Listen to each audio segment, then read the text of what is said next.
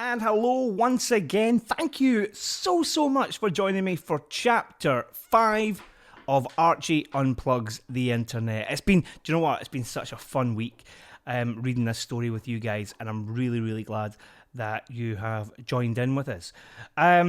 This is the last one for this week. It's Friday. We'll have to take a wee break for the weekend. We're going to spend some time with the kids and the family, and we'll be back on Monday with Chapter 6. So, where did we leave off? President Shrimp had just announced that he planned on taking over the world's internet and charging people for it. $1 for every minute of internet that's being used. Now, you might hear a little bit of extra noise in the background. That's because my dog has decided that now's the time to play with the plastic bottle. But hopefully we'll get through this.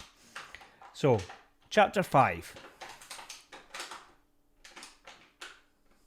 Thanks, Oreo. All wrapped up and feeling the warmth of his woolens whilst feeling the cold on his face, Archie was out for one of his long walks. He saw frozen spider webs shimmering in the sun. He crunched through the last remains of the autumn leaves and icy grass. He walked for hours that day.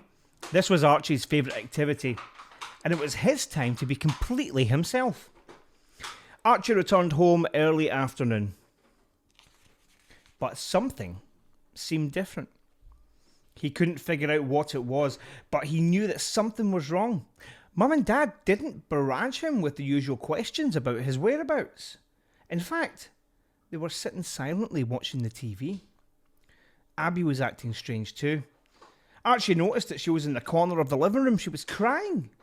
What on earth had happened? He asked Mum, Dad, what's going on? Mum shushed him and motioned towards the TV. There was a man wearing a suit, and he looked very formal, a far cry from what was normally on the screen, movies or TV shows on demand. Behind the man was a bustling office with what looked like computers, telephones, people running back and forward with different pieces of paper. It looked frantic. The formal man looked up from a sheet of paper he was reading from and looked directly into the camera. It seemed he was looking right at Archie as he spoke. Ladies and gentlemen, we have had confirmation from the Bright House. We have entered into a state of emergency until this crisis is resolved. LBD News can confirm that the world's internet has been disconnected. He continued by saying no one knew what had happened or who was responsible, and the only update they had was that President Shrimp had an announcement to make. Archie didn't see what the big deal was to him. Everything was better without internet anyway. For the rest of the day, Mum and Dad and Abby were glued to the TV, eagerly anticipating an update. Each time it came back to the internet crisis, they just said the same thing in a slightly different way. They had no new information. All they knew was that the internet was disconnected. They didn't know how or why or even if it would be reconnected. President of the World Shrimp said, my team, my best team, the best team, are working around the clock to find and fix the issue. Every time they get close to working out what the problem is, there's a new problem that needs fixed first. It's all very unusual. Archie couldn't sleep that night. Not because he was worried about the internet being disconnected. He didn't really care about that. But every time he closed his eyes, he could see the giant plug in his garden. The one he'd unplugged just hours earlier. Was it possible?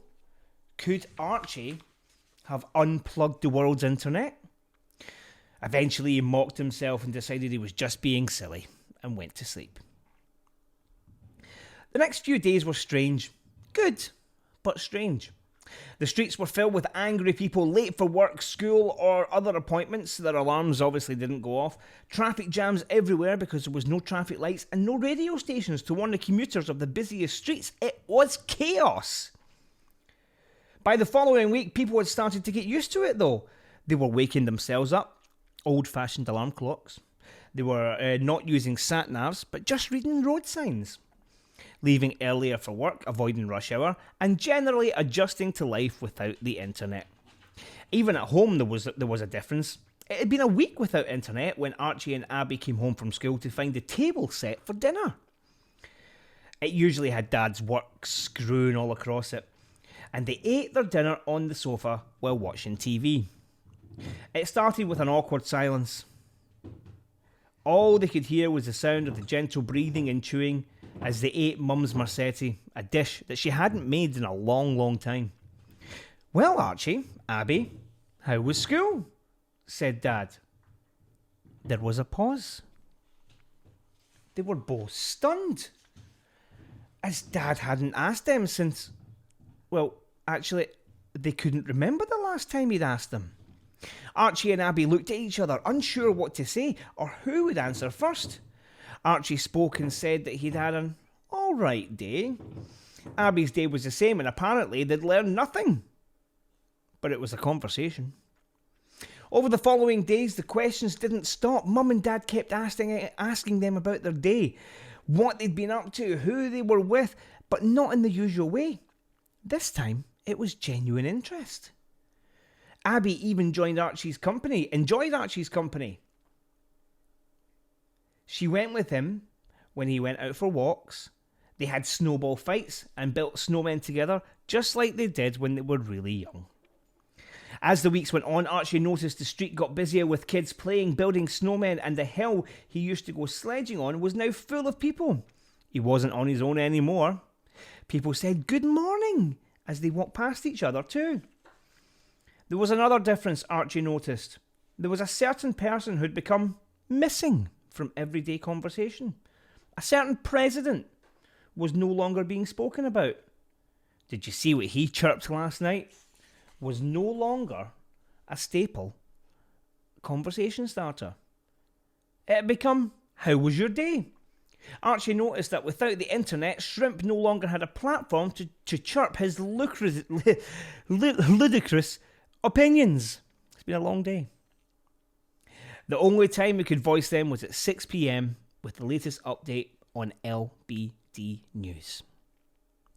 And that is the end of chapter 5. Now, listen, I know I got a bit serious yesterday after the last chapter, but I just want to say it's now Friday. It's been a hard week for everybody, so I'll tell you what, I'm going to put the book down and we'll come back on Monday with chapter 6. I'm going to go and spend some time with my family, with the dogs, and I suppose Lisa as well, if she wants, maybe. You do the same. Go and spend some time with your family. Enjoy your time. Just relax and just enjoy some time together. We'll be back on Monday. All our books, as always, still available on lucisblueday.com/shop. They've all been reduced to a $5 to try and make sure that as many people as possible can get copies. And I'll see you on Monday. Have a great weekend. Bye.